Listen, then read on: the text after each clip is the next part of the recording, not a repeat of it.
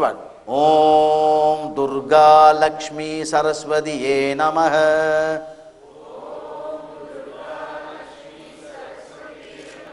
Finish, that's enough, Or Om Shakti Om, okay? So, Murugan mantra. This Murugan mantra, the simple mantra of Murugan is what? Om Saravana Bhavaya Namaha. Om Saravana Bhavaya Namaha. That's Murugan mantra, finish. Vishnu mantra what? Om what? Narayanaya Namaha. Om Narayanaya Namaha. You see this movie sometimes Narada going in heavens, Om Narayana, that's not. He's invoking all the time.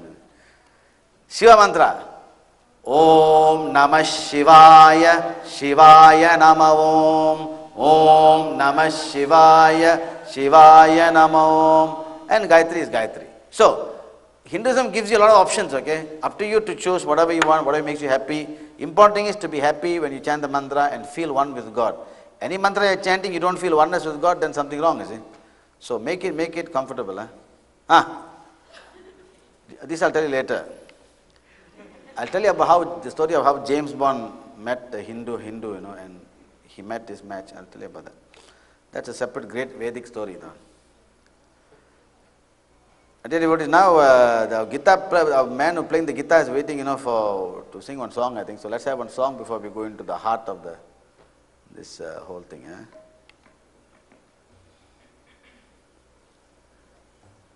Now let me share with you this Vedic, since we're starting the Vedas, what is this, the Vedas here, the essence of the Vedas?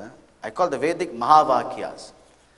The Vedas, as you all know, there are four major, the Vedic Mahavakyas, I'll tell you what the Mahavakya is. I call it the song.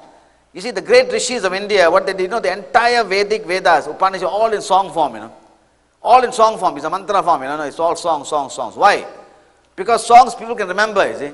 Prose you can't remember. So they made it into poetry, songs like this, so that it can be chanted easily and remembered.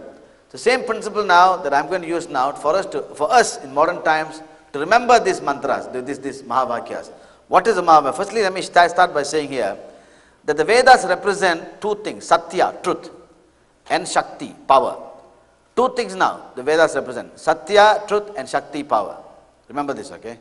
Whatever Veda telling us is the truth now and how to energize divine power. That's it.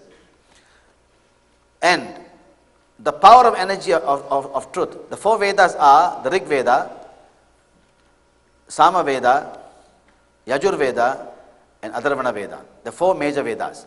There were many other Vedas, okay, but all could disappear in time.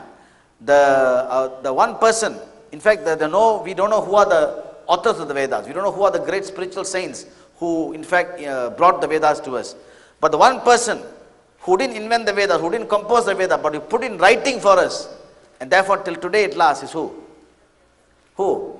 Veda Vyasa, okay? Veda, this is called Veda, his name is Vyasa, but it's Veda Vyasa, they call him because he's the one who, in fact, put it down in writing. He didn't compose the Veda. There were other great rishis before him who did this. But what he did for mankind was, he put this in writing for all of us. So there are four Vedas, he captured this four, okay? Which basically is what he brought in all the different saints, people, what they were saying, and put it into four Vedas. I'll talk about this in detail a bit later.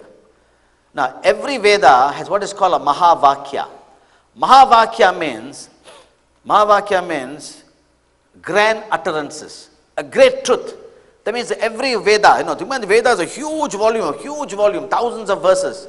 But the one core, key, Maha means great, Vak means word.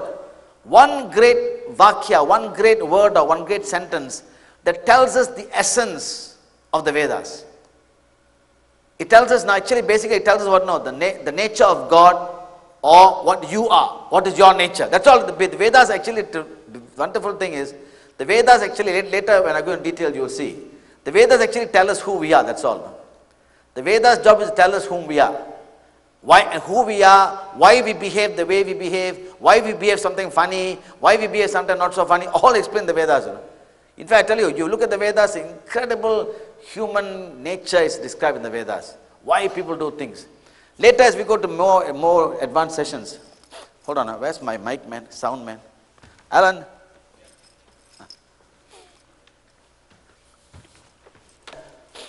You'll find, for example, in the Vedas, interesting thing, for example, the Vedas give you some incredible science of human life. For example, it explains, for example, why is there conflict in the mind of man? Why is there conflict in your mind? Do you know? And then, why is there conflict between people? It explains. It explains very scientifically why. Sometimes you find, that in religious organizations, not here, but in other places, in temples, in churches or anywhere, you find a lot of conflict within the temples, within the churches, among committee members. Now you wonder why. Why would an organization, a spiritual organization, dedicated to love and unity, have conflict within? And the Vedas explain scientifically why such a thing is happening. It is an incredible phenomenon. And this, as we go on, we will see these things, this truth coming out. But time being, I'm going to focus on the Mahavakyas. Bit softer, brother. Slightly down. The first one is Prajnanam Brahma. First Mahavakya, Prajnanam Brahma. Meaning, the great knowledge or divine wisdom. What is Brahman? Here this Brahma is not Brahma the creator, but here the use is Brahman the one. The one. So divine knowledge is Brahman. Brahman is divine knowledge. From him comes all knowledge. This is the first describing divinity, okay? From him comes all knowledge. Prajnanam Brahman. This is the first Mahavakya. Brahman is wisdom. Here remember now, it is not relating to Brahma the creator. Brahman is wisdom. Second Mahavakya, Tat Tvam Asi. That I am, or that thou art. Tat, that, Tvam, I, Asi, am. That thou art, okay, that I am. I am divine. First one is describing nature of divinity. Divine knowledge is divinity. He is knowledge. Number two, he's telling us, hey, you are divine. This is the Vedas don't tell us, you are a weak fellow, you are a worm, you are a sinner. No, you are divine, heaven's sake, The fact that you forget your divinity, we are here to, the Vedas remind you to get back your original purpose. The Buddha said the same thing. The Buddha said, what did Buddha say? Buddha, don't forget, he was actually Vedic, he came from Vedic times, okay. He just said, everyone has a potential to become Buddha. That's Buddha's teaching. Buddha's teaching is basically everyone has a potential, everyone has a Buddha nature. Everyone has potential to become Buddha. That I am. The third one, I am Atma Brahma. That means, I am Atma, I am Brahman. I am the Atma, I am Brahman. No? I am, within me is the Atma. I am Atma, I am Brahman. Again a reminder that this is your destiny. The Vedas, the Mahavakyas tell us now, this is your destiny. If you have divine wisdom, you become Brahman. The knower of Brahman is Brahman. Hinduism says, the knower of Brahman is Brahman. Tat Tvam, that you are. I am Atma Brahma. You see, this is another of the Mahavakyas. My Atma is Brahman. And the fourth one, Aham Brahmasmi. I am Brahman. Aham, I. See, the Aham, you have heard of Ahamkara. Ahamkara means ego. Aham is I. Ahamkara, the ego manifested outside becomes Ahamkara ego. Aham is I. Everyone has his I. Okay? The Ahamkara is small I. This is the big I. So I am Brahman.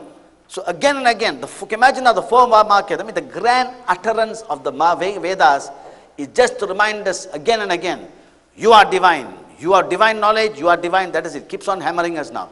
Don't think you are small. You have divine nature inside you. Manifest the divine nature.